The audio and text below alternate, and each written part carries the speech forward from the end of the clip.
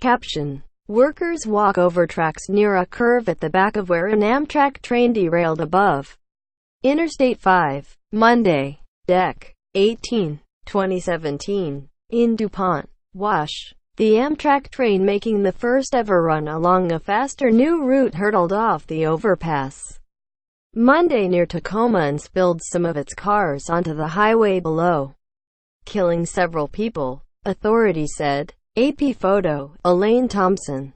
Hours after an Amtrak train derailed in Washington state, leaving several dead and dozens injured. Monday, President Donald Trump pushed his soon-to-be-submitted infrastructure plan as a way to prevent future tragedies.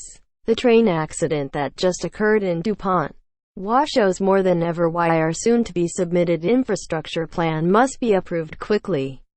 $7 trillion spent in the Middle East while our roads, bridges, tunnels, railways, and more crumble. Not for long, Trump tweeted in his first remarks responding to the accident. Trump's tweet is misleading on a number of fronts. His plan to rebuild America's infrastructure has been delayed several times over, and there are questions about what's in it and how it will be funded.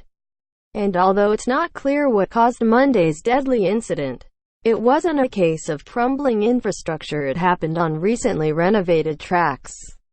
No infrastructure plan, yet Trump vowed to introduce legislation that would spur a $1 trillion investment into American infrastructure during his first 100 days as president. That deadline has long since come and gone.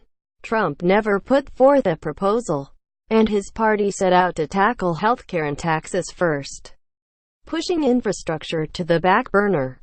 In May, Transportation Secretary Elaine Thompson said a proposal was imminent, though the goal was for the third quarter of the year. This deadline, too, has passed. There is also confusion about what the plan will actually look like.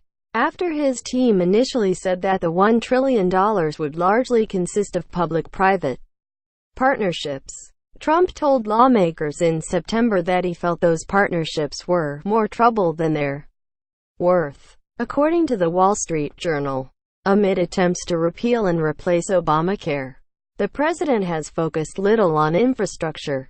The last big push was an Infrastructure Week in June. While light on policy proposals, it was meant to serve as the White House's counter-programming to the blockbuster congressional testimony of former FBI Chief James Comey. But the president steamrolled the week with off-topic speeches and tweets.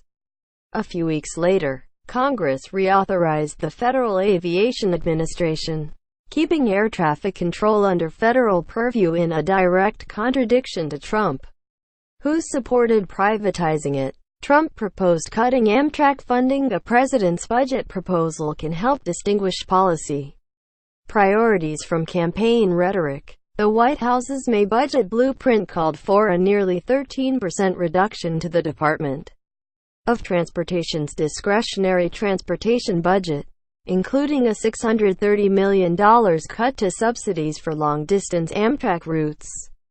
According to the Washington Post, his budget included no sign of the plan he promised on the campaign and in his first months in office. While the White House has previously insisted that policy conversations shouldn't start immediately after tragedies, instead allowing time for mourning and consoling, it took Trump another 10 minutes after pushing his legislative agenda for him to offer up further response. My thoughts and prayers are with everyone involved in the train accident in DuPont, Washington. Thank you to all of our wonderful first responders who are on the scene. We are currently monitoring here at the White House, he tweeted.